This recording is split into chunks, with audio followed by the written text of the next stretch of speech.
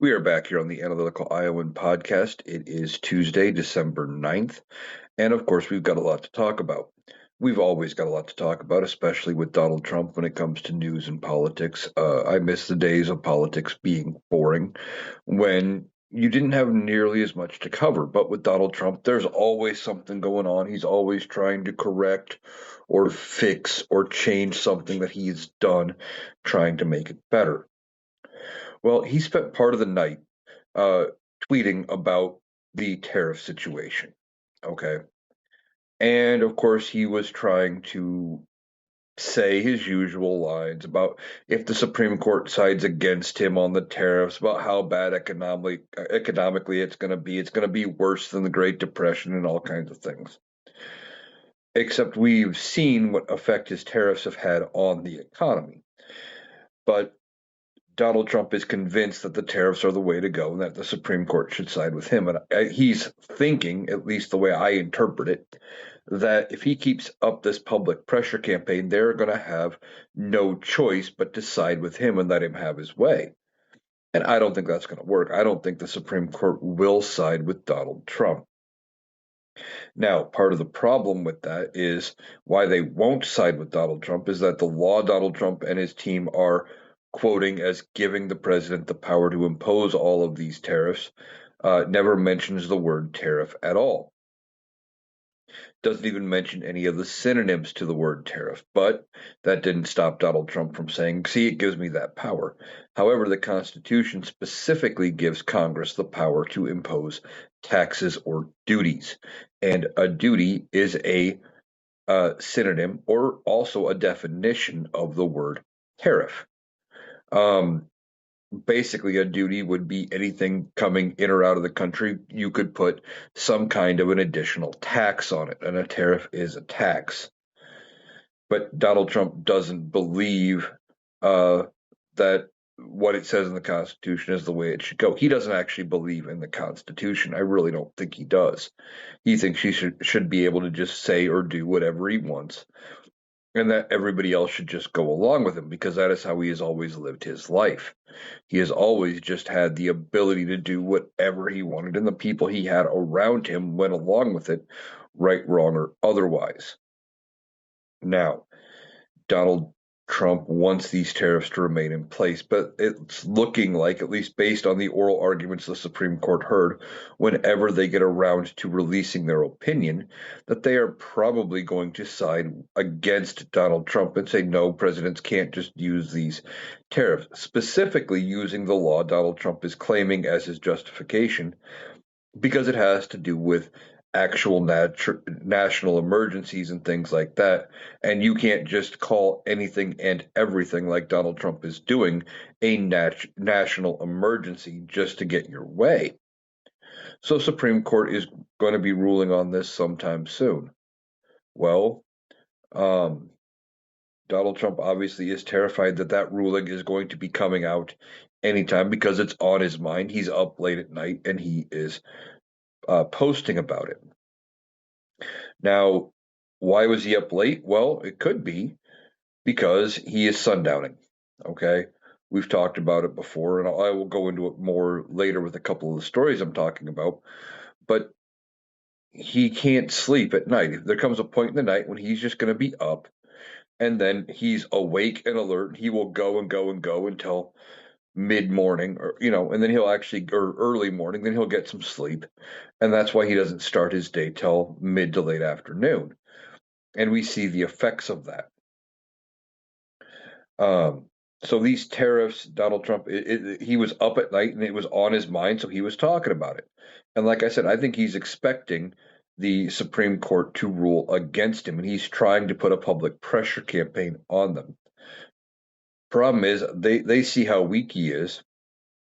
It may not work. And with every day that goes by, more stories and more stories come out for Donald Trump about him becoming weaker, about things not going his way, about people not siding with Donald Trump. And it's all going to go back to the Epstein files where they broke with him in a huge way. And he did his normal thing going up to it, threatening everybody, saying that, well, if you vote to release the Epstein files, if you're in favor of the Epstein files, you're going to be considered hostile to this administration. And then as it got closer and closer, he backed down from that and said, well, yeah, go ahead and vote to release them. I want you to. Well, that being said, he wanted, he was putting this pressure campaign and nobody believed him.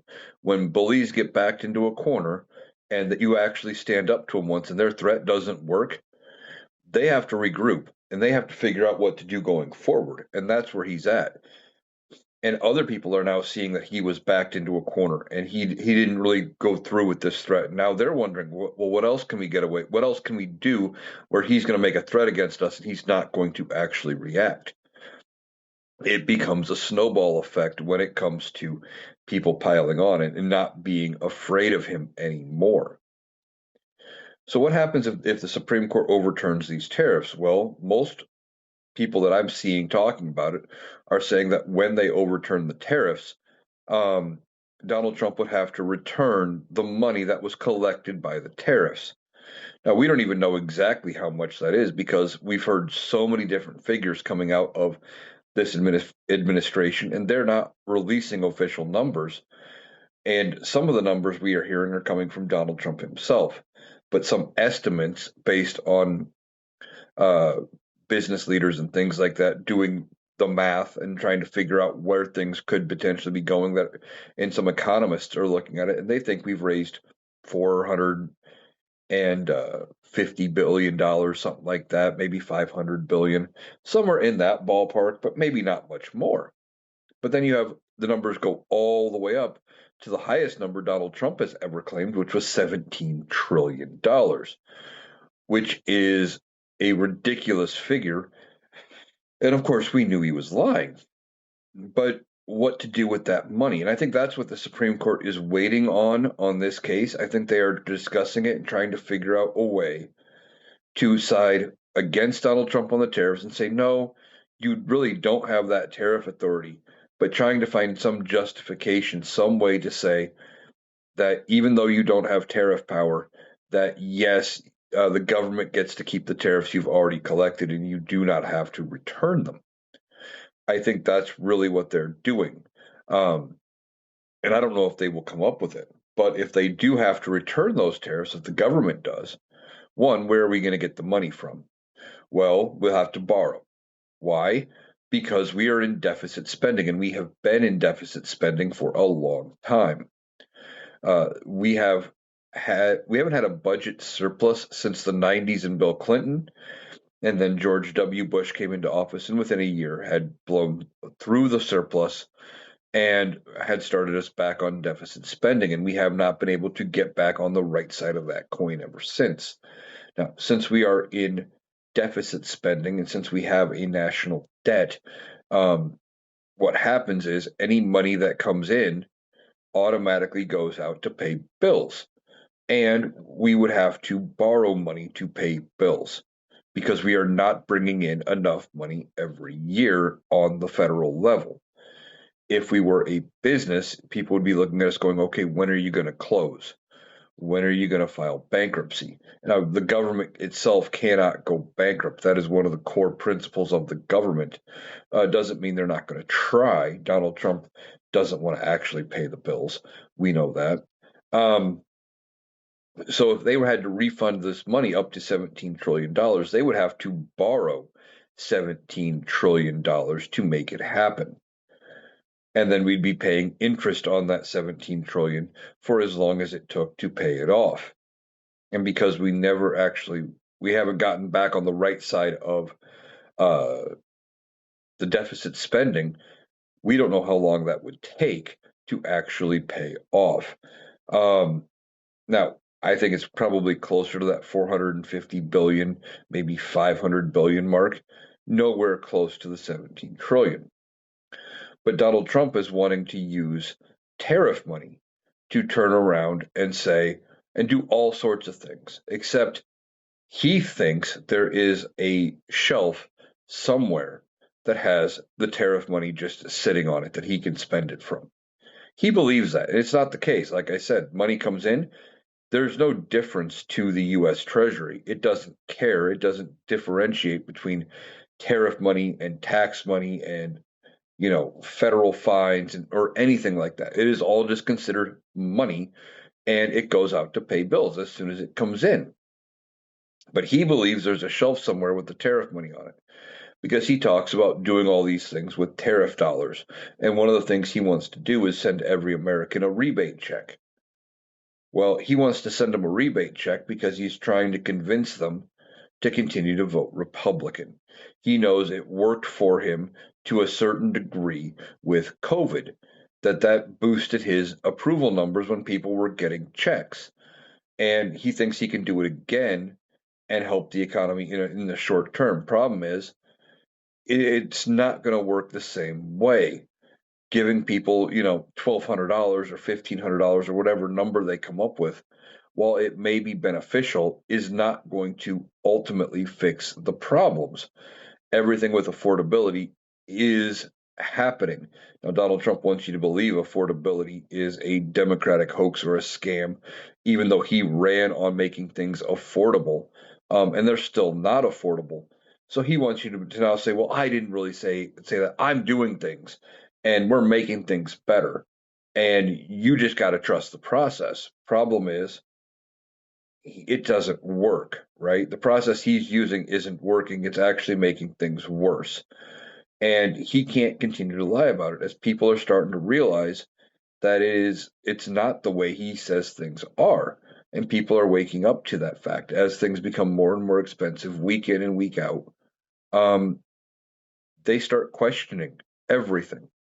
And he doesn't know how to react to that. Now, one of the groups that needs help that he wants to bail out with from the tariff money is farmers. Now, he did a big press conference yesterday talking about uh, part of it was on affordability, part of it was on the farmers. And of course, he blamed Biden and Democrats for the affordability problem, saying that it is much better than when he took over and he's made things so much better. And he tried to claim that gas is down to $1.99 in multiple states. Here's the problem, though, it's not.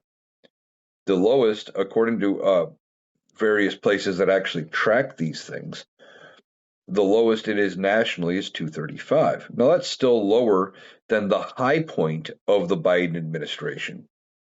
But the Biden administration had been working on lowering gas prices the entire time, and they had been way down. One of the things I talked about going into the 2024 election when it came to gas prices is Republicans were still talking and acting, including Republican voters, that gas prices were still at 2021 levels. That's what they were trying to convince us, right?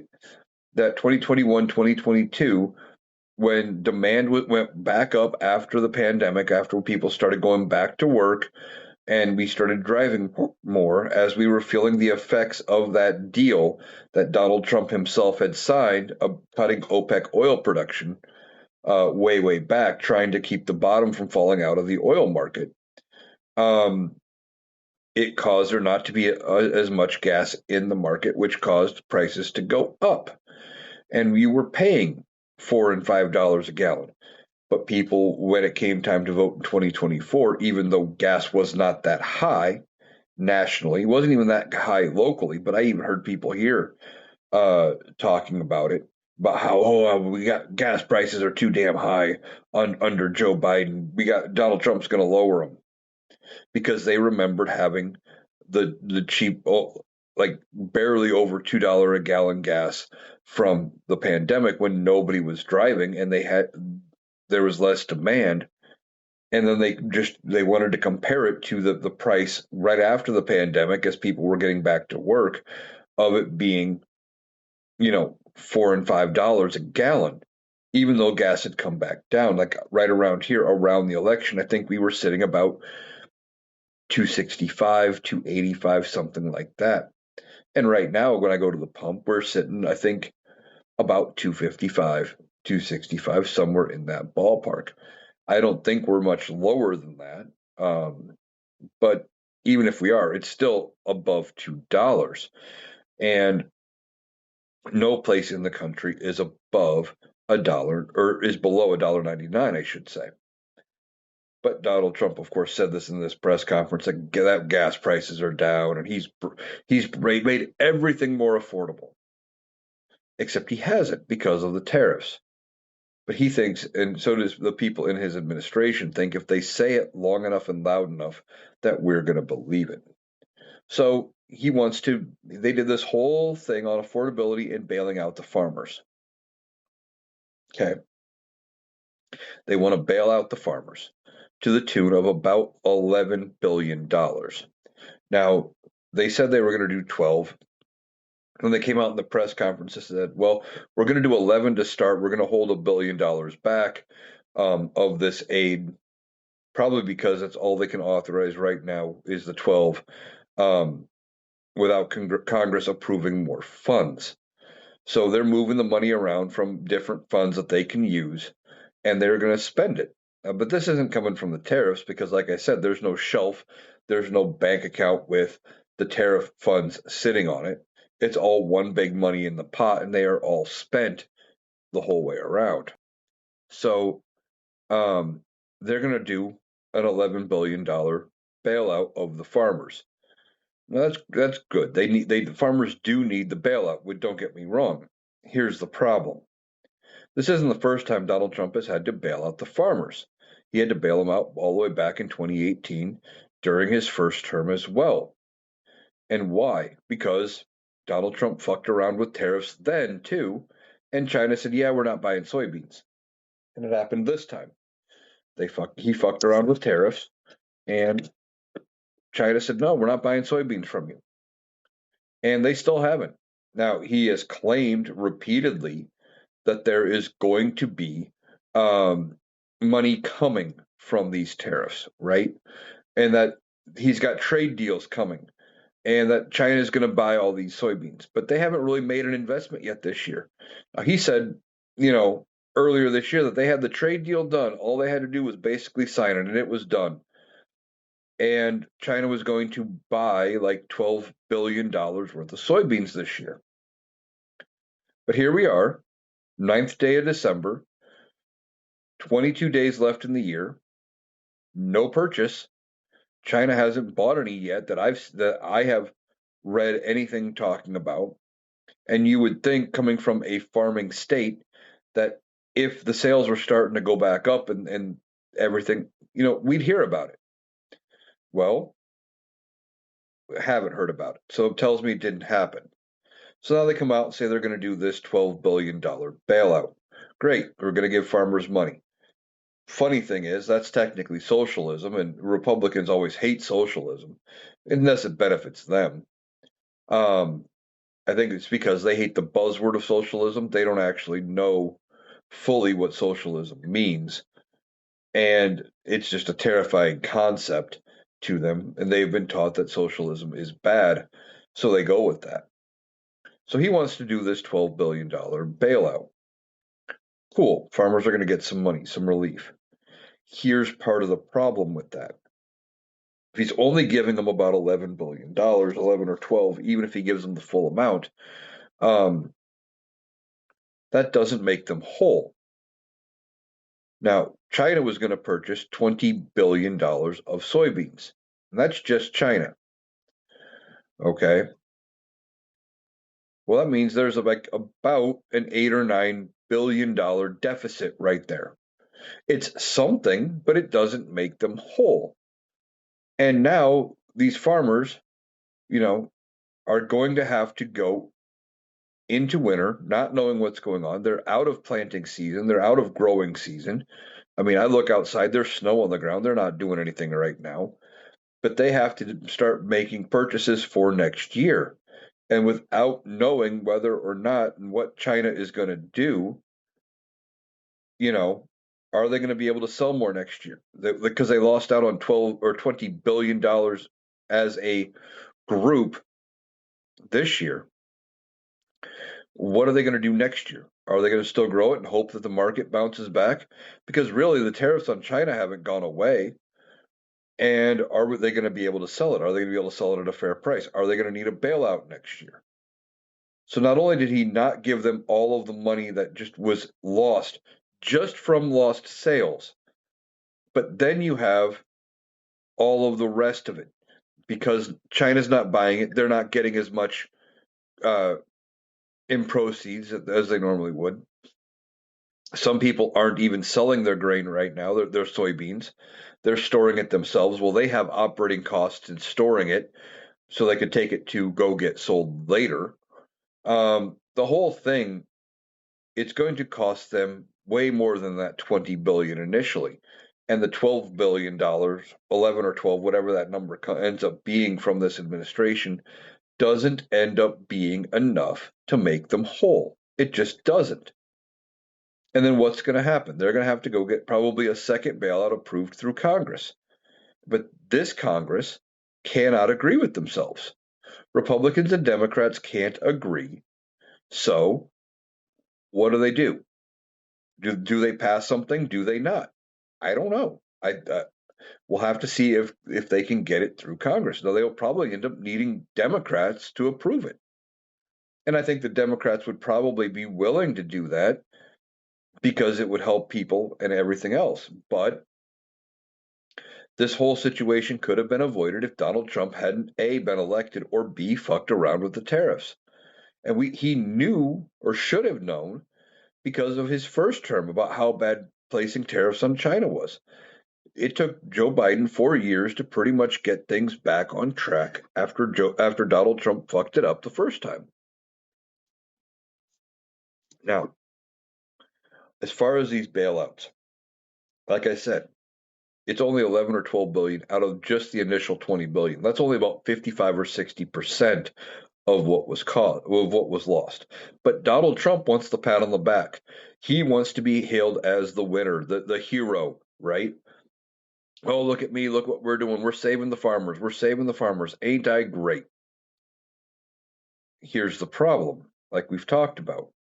You can't get credit for fixing a problem you fucked up in the first place. The example I see a lot of people like on places like TikTok talking about it, they go, you can't set your house on fire and then won a medal for calling the fire department to put it out, right? It doesn't work that way. And that's kind of where we're at here. Donald Trump fucked everything up for the farmers, and he's actively making things worse. And one of the things farmers could do to mitigate these damages, this administration is also doing they're fucking with that too to block it. One of the things they could do is crop rotation, and they could switch over and plant corn. Here's the problem: this administration has fucked around with corn too. Donald Trump is going after things that are renewable resources. He doesn't like wind power, doesn't like solar power. He seems to also want to go up against ethanol in some cases because it's not made from oil. And you have RFK Jr. wanting to ban high fructose corn syrup. Okay. Well, those are ethanol and high fructose corn syrup are usually guaranteed contracts that farmers grow to, they know that they're going to sell it to the government for a guaranteed price, maybe a little lower than market, but they know it's going to be sold. So when they do that, they go into the year knowing how much they're going to sell. But if this administration's fucking around with, uh, you know, uh, ethanol production and saying, well, we don't believe nearly in ethanol like we used to, and we want to do things. We want to cut out high fructose corn syrup. They're not going to need to produce as much corn for those uh, resources, and those guaranteed sales are going to go away. So farmers can't just automatically plant corn. The other thing that farmers do is they were planting based on USAID, the foreign aid arm of the U.S. government, right? Now, under federal law with USAID, any food that was given out in aid to foreign countries had to be purchased from American farmers first, as long as there was supply available and there was the crops we were going to provide could be grown here. That's what they were going to do.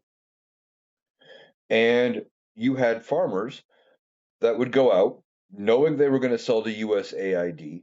They bought the seed and said, okay, well, I know how much yield I'm going to get out of this, this many acres, and I sign on the dotted line to guarantee you this much yield for USAID at a guaranteed price. Now, maybe that was lower than market, but it was already a guaranteed sale.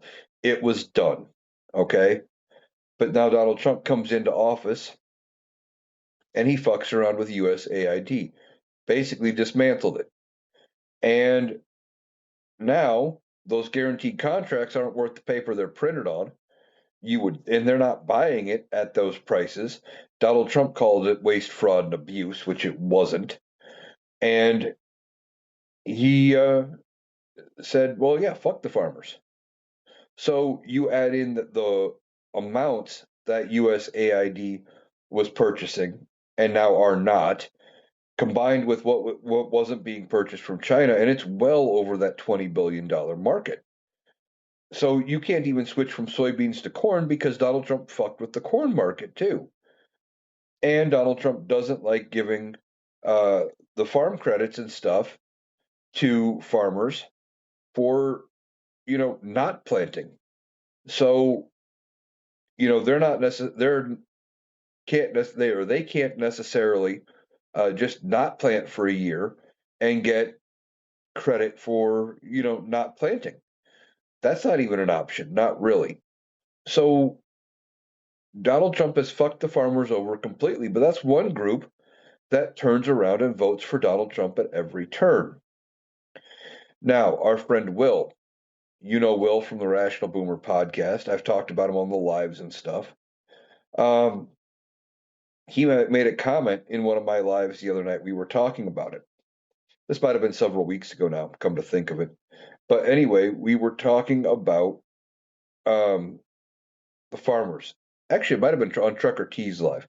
Anyway, doesn't matter. We were talking about farmers, and he goes, if Democrats were smart, they could go to the farmers, and when they run and they campaign, how they should do it is go, did you make money under Donald Trump?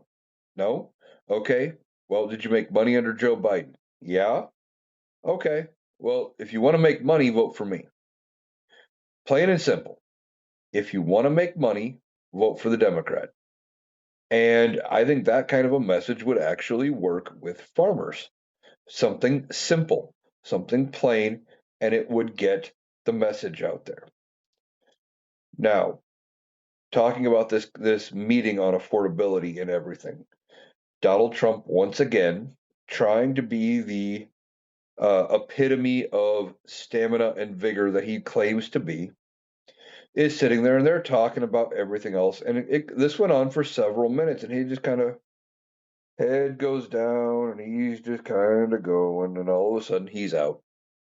And he was and he slumped over, and he went over further and further. It was very noticeable. And all of a sudden, I believe it was Brooke Rollins, his agriculture secretary, was talking and was talking about the um, guaranteed bailout that they were doing, this $11 billion. And she's in the middle of speaking, and all of a sudden his eyes pop back open. We're giving them $12 billion. And she's like, well, no, we're actually doing 11 billion. Remember, we're holding $1 billion back just in case. Oh, well, we're giving him 12 billion. And he just kind of he wasn't with it, but he remembered that that was his talking point. It was very weird, very bizarre. And as I've said before, it reminds me of my grandfather, who toward the end of his life had been battling Alzheimer's. Um, and we'd be over visiting him at the nursing home, and he would just drift off, and he'd take a 20-minute nap, 30-minute nap while we were sitting there waiting, talking about whatever around him. And he would just kind of poke his head back up and like he had never been asleep.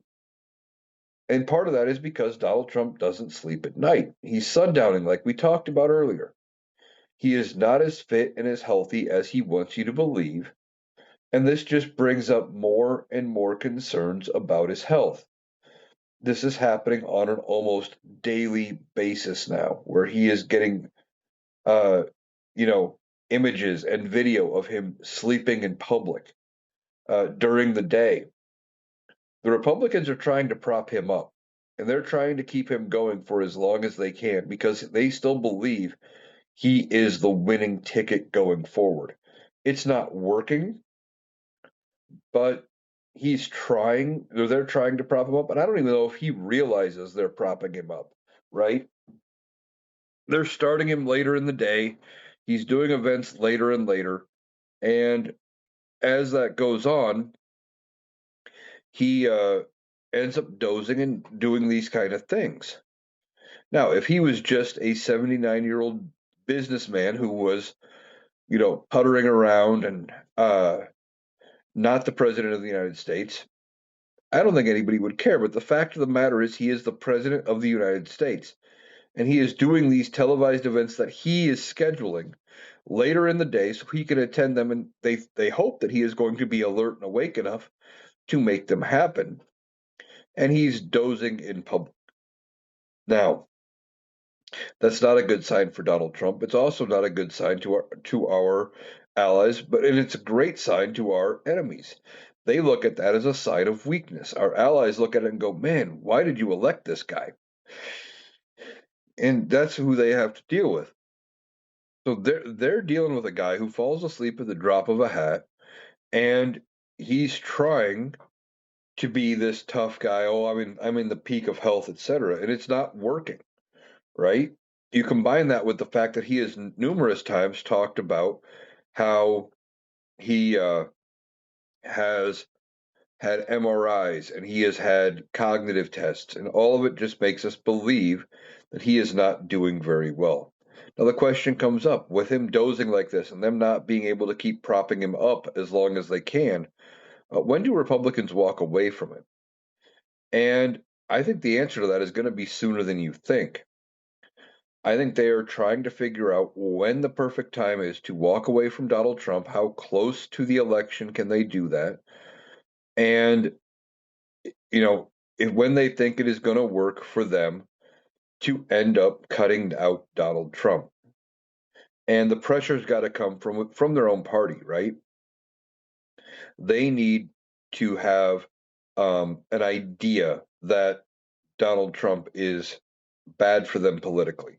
Now, by the time they've come to this conclusion, it is going to be far too late for them, and they are going to need a lot of help. They will not be able to keep propping him up and continuing to do all of these things, right? Um, they just can't. And by the time they walk away from him, I think the voters are going to. It's going to be too close to the election, and hell, it may even be after the midterms when they get their asses completely kicked. Um, that they end up going, "Oh shit, what did we do? We got to move away from Donald Trump and move on to JD Vance." Now, JD Vance would be potentially more evil than Donald Trump, but he's much weaker than Donald Trump, which is saying something because Donald Trump right now looks pretty weak. But JD Vance would not have the power over Congress. He would not have the power over the voter base that Donald Trump has. And they are dealing with that. They would have to deal with the fact that JD Vance is in a very weak position. Now, if they have just successfully either impeached and removed or used the 25th to get Donald Trump out of power, um, in your JD Vance, you are going to be sitting there going, "Oh shit, I had better mind my P's and Q's or I could be next." And he's going to be very, very weak. Um, but I think Republicans are waiting till sometime closer to the midterms, unless there's some big break with the Epstein files. Um, that way they can turn around and say, "Well, see, you got to give JD Vance a chance with Republicans in charge because he's still got to fix all the problems with the economy and everything that Joe Biden left him. It is still going to be Joe Biden's fault. It will not be Donald Trump's problems at all. They're not going to blame Trump, no matter what time they walk away from him, no matter when they do it. He's going to have to fix the problems left by Joe Biden. And if it's after the midterms, when Democrats have control of the House and maybe the Senate, um, then you have potentially a situation where they're going to say that, well, you got to give JD Vance another term with Republicans in control because those evil Democrats blocked everything he wanted to do. I don't think it's going to work. I think the voters are becoming more and more intelligent. And I don't think it's because of the mainstream media. I think it's because of places like this and the Rational Boomer podcast and other places, Midas Touch and other groups that are putting out the real information and actually speaking the truth and cutting through the bullshit and not trying to deal with corporate donors and ad sponsors and all of that bullshit. Um, so I think the voters are becoming more aware of what's going on, and they're not going to fall for the same bullshit they used to fall for from Republicans. All right, now speaking of the House and the Senate, we had news come out yesterday that Jasmine Crockett, representative from Texas, who no longer has a district, well, she does, but the district she represented and got redistricted as part of Texas's plan, and now her house is not in the district she will be representing going forward. And she said, you know what? They're fucking around with it. I'm not going to run for re-election in the House. Instead, she is running for the U.S. Senate out of Texas. Now, James Talrico is another Democrat in Texas who was doing an amazing job fundraising, and he had a lot of steam. So I don't know how this is going to affect Talrico. I would hope Jasmine Crockett can do a good run here, and whichever one wins, I hope they can beat James Cornyn, who is the incumbent Republican, um, because obviously we need to flip as many Texas seats as we can. But see, Texas, one of the reasons I think Texas is up for grabs is that while Senator Cornyn is running for reelection, he is being primaried by Attorney General Ken Paxton, that slimy piece of shit. The man who is facing federal indictment charges, who the only reason they haven't actually brought the charges and gone to trial is because he is the sitting Attorney General for the state of Texas, who was impeached and almost removed by his own party for numerous problems. Um, he's not very well liked from what I gather in Texas. Now, there's a definite segment that would vote for him in Texas, but that's because they're MAGA and he's MAGA. Now, the best chance for the Democrats would be for them to run Paxton versus whoever the Democratic candidate ends up being. Now, the only thing I don't like about Jasmine Crockett running for Texas senator is that it takes her seat out of the running. I thought there would be a good chance for her to get reelected, even into a new district, and staying a member of Congress that way. Um, and the other thing is, when you have James Talrico, who was doing such a great job fundraising and looked like he had lots and lots of support, only one of them can have the seat, and that is going to be, bad news for Democrats when you have two very good candidates and you can only put in one. Now Republicans have redistricted Texas, and like I said, Jasmine Crockett no longer has a district. With the way they redrew the map, um, she potentially would have to run in an entirely new district, one that is Republican led. And she just thought that it was going to be better for her to try to run on a statewide level. And I think it could be. She's got very high profile here. And Donald Trump doesn't like her, which is only going to probably help her case, because he is going to amplify her message by trying to talk bad about it. And that can only help her case. Now, with all of these redistricting problems, and this goes both ways here with Republicans and Democrats, okay? When they redistrict, the problem they have is that you are taking out a big chunk of voters. Now, they took districts where they were winning by 60, 65, 70, in some cases even 70%, but usually 60 to 65% of the vote, and taking about 10% of that voting base and moving it to another district and replacing them with Democrats. So they still had, say, 50 to 55% of the voters in that district. Okay. But I've talked about it before, and I'm going to mention it again. You have Afton Bain, who ran in a special election for Tennessee. And Afton Bain runs, wins by, or loses the race, but she gains by 13% over how Donald Trump did in that district. She outperformed. Now, there are going to be a lot of districts where if the Democrats can pick up 13 percentage points, they are going to flip districts, especially after this redistricting. So if you had a seat that was 64% Republican before the redistricting and a Democrat gained 13%, Republican would have still won by 1%.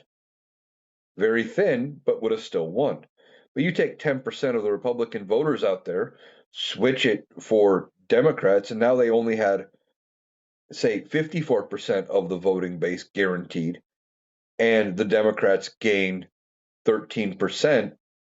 Well, if they take 13% out of 54, that goes down all the way to 39%. Democrat wins with 61%. And that could happen in multiple districts, not just the five that they tried to get rid of, but it could happen all over the place and all over the country, really.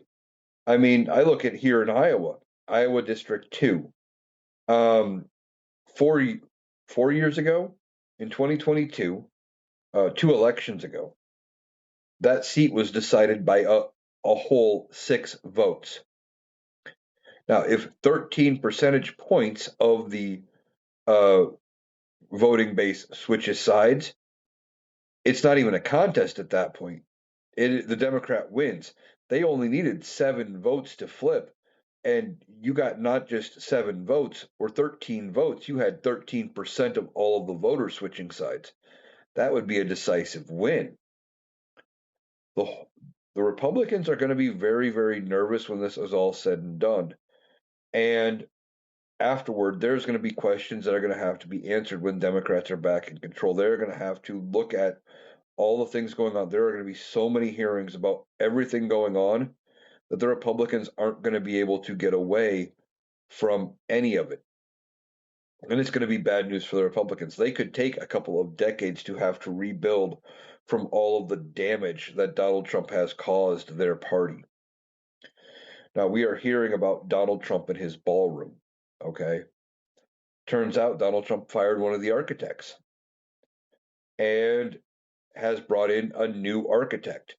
And it's still not going very well. But why did Donald Trump fire the first architect? Well, because the architect said 90,000 square feet for what you're trying to do is too big. It doesn't need to be this big, this gaudy. You could do something smaller to still get the same size of a ballroom and the same seating capacity, and where it would be more functional as well as easier to build. And there's just going to be so many problems trying to build a 90,000 square foot ballroom the way Donald Trump wants to build it that is going to cause it to go over budget. Now, Donald Trump doesn't want to admit that his project isn't going to work the way he wants.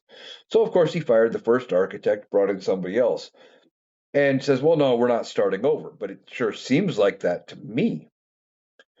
Now, with all of that going on, Donald Trump is dealing with this architect issue. It just reminds me of what happened with why he bankrupted 2 casinos. He had 2 casinos in Atlantic City that went bankrupt, and one of them was the Trump Taj Mahal.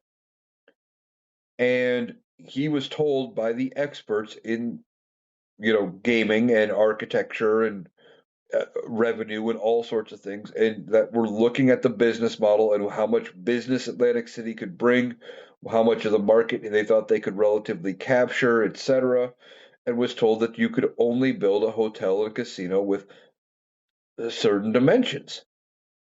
And of course, Donald Trump knew better and basically said, "No, I want it to be this big, and it's going to be double the size of everywhere else. We're going to have the biggest, most lavish place, etc." And then he went bankrupt because the revenue he brought in on the casino floor was not covering the costs of everything they were trying to do. They just weren't, right? He's doing the same thing with this ballroom. The architects are saying structure's not going to support the weight of what you want to do. It's not going to work. You can do something smaller and get the same benefits from, you know, as far as seating capacity and having still a big ballroom that you want. So does this ballroom actually get built? Well, I don't think so.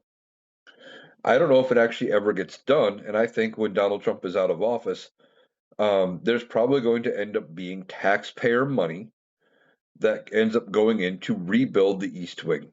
I think that's what's going to happen. Now, they may end up ultimately tearing down whatever is built or started for the ballroom, but I don't think they end up getting it built. Uh, and if they do get it finished, because we know how Donald Trump builds things with using the cheapest bid he can get and not caring about how well it was constructed, just the fact that it's done. We don't even know if it's going to survive long term being where it's at. So Donald Trump and this ballroom are going to be something we're going to be dealing with and talking about. And I think it's only a matter of time till this new architect comes around and says, "Yeah, we can't really do it the way you want it to do." They don't even have plans yet for how to rebuild the ballroom because, again, they had to fire the architect. So they tore it all down without a game plan for how to do anything toward the rebuild. It was an impulse move by Donald Trump, and I think it was reactionary to the fact that it was right after No Kings when about 10 million people nationwide went out in the street and told Donald Trump to go fuck himself, that they did not like Donald Trump. So we're going to see how this ballroom plays out, and if the new architect agrees with Donald Trump, or if this guy or gal, whoever it is, gets fired too, because um, Donald Trump wants what he wants, and he's going to keep going until he finds somebody that will do it the way he wants, whether it makes sense or not. In part because nobody around him is telling him, "No, Donald, you really shouldn't do that." He doesn't have anybody who is a voice of reason. And we hear that several people in this administration that should be in positions to be the voice of reason for him could be on the way out. Kristi Noem could be out as head of Department of Homeland Security. Now, from what I understand, it has nothing to do with how she is doing the job of being head of Homeland Security, even though she is unqualified and completely incompetent. I was reading something that claims she is having an affair with some other member of the staff, and that is the whole reason why Donald Trump wants to get rid of her.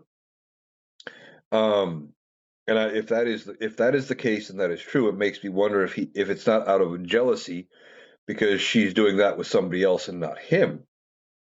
It wouldn't surprise me for somebody like Donald Trump, who has an ego, the size of Texas, probably even bigger, that thinks that, well, if she's having an affair with anybody, it should be me. I'm the most important. I'm great. That's how Donald Trump thinks. So she could be on the way out. We're hearing Pam Bondi potentially could be one of the ones that are on the way out, depending on the Epstein files. Now, I've talked a lot about how I think the Epstein files are going to be the way Republicans walk away from Donald Trump. But if they actually see the light of day and they don't figure out a way to block them in the next 10 days, then Pam Bondi could be out the door because he didn't do enough to protect her, especially if Donald Trump is, or because she didn't do enough to protect him, rather, because Donald Trump is probably in the files based on mostly his reaction to them being released and the other things he has said. He told Marjorie Taylor Greene that releasing the files would mean people would get hurt, referring to the clients, not the victims. Um, that he's made comments, well, you don't know what it was like in Palm Beach in the 90s, those kind of things. And there are some images of Donald Trump being surrounded that have actually been released. Um, and we knew about these images before the election of Donald Trump on what appeared to be Jeffrey Epstein's plane, or a private plane anyway, with younger underage girls around him, all that looked very similar in uh, looks and body shape, etc., to what Ivanka looked like at that point, um, which is weird by itself. But Donald Trump, if he's deep in those files, Republicans are going to use it to try to get rid of him. And I could see Donald Trump getting rid of Pam Bondi if horrible news about it comes out about him, because he doesn't want to be connected to Epstein. He knows how bad that is going to be for himself. Okay. Then we have Kash Patel, and Kash Patel could be on the way out. The whole thing with Kash Patel, he's been doing a lot of things that have been unscrupulous, and of course, giving Donald Trump negative press. And Donald Trump hates negative press. And some of the things Kash Patel is doing, we are finding out, is using the FBI as a private security force for his own girlfriend. Apparently, his girlfriend was out drinking with some friends one night, and he was having FBI agents be her Uber driver effectively and take the friends home. Now, making sure people get home safe when they've been drinking is a good thing. Don't get me wrong, but when you are head of the FBI, having officers that are being paid, or agents, I guess is the correct term, that are being paid by the federal government to be investigating crimes, etc., they are not supposed to be your private chauffeurs. But he's doing things like that. So that's at least what, four members of the administration that could be on the way out the door, because Donald Trump is worried about how things look, and of course trying to shake things up and make things better for himself, so he doesn't get nearly as bad of press. Now, who does he get through any of it? Who knows? Now, Donald Trump was caught on a hot mic yesterday, and he was complaining because this was after the uh, press conference with the talking about the bailout. He was caught on a hot mic talking about uh, getting any of his nominees to, well, I can't nominate anybody. And apparently he's bitching because Alina Habba, his personal attorney, who he appointed illegally because Congress never approved her, the Senate never approved her, didn't confirm her to the role as U.S. attorney, had to resign. This is after courts have said she was illegally in the position. Wasn't qualified to be nominated the way her position needed congressional approval, etc. So she finally steps down and says, "Well, I'm going to resign." And of course, he took that moment to complain about not being able to get nominees through Congress, in part because of the Blue Slip program. Now, the Blue Slip program is this way that the Senate can use to go ahead and block nominees. Okay, if they are going to install a district judge that's going to oversee the state of Iowa, for example. And I know the districts aren't just one state, but hear me out. And Chuck Grassley has a problem with that particular judge for whatever reason. And we know this judge is unqualified to be on the bench. Grassley can say, he can fill out a blue slip and say, I'm blocking this person, and they're out, they're done. and they don't get advanced for a vote. It's just over. And Donald Trump doesn't like this process. He doesn't like the fact that the senators in those areas can block nominees like that. He wants it to go away. But Republicans see the big picture, and they know that eventually there's going to be a Democrat in charge, and that the Republicans can use that to block very liberal judges from being put over Republican areas. But it's just like the filibuster. They're looking long term. Donald Trump is looking short term. He wants quick wins and decisive victories, and it's not working. And it's just more cracks that are forming in the Republican Party. And you're going to keep hearing more and more events like this where he gets caught on hot mics because he doesn't know what else to do. He's just out of control. He's complaining about everything. Nothing's going his way. And more things are not going to go his way with every passing turn. All right, so that's going to do it for today's episode of the Analytical Iowan podcast. I want to thank you for taking the time to join me today. Of course, we'll be back tomorrow because there's always stuff to talk about.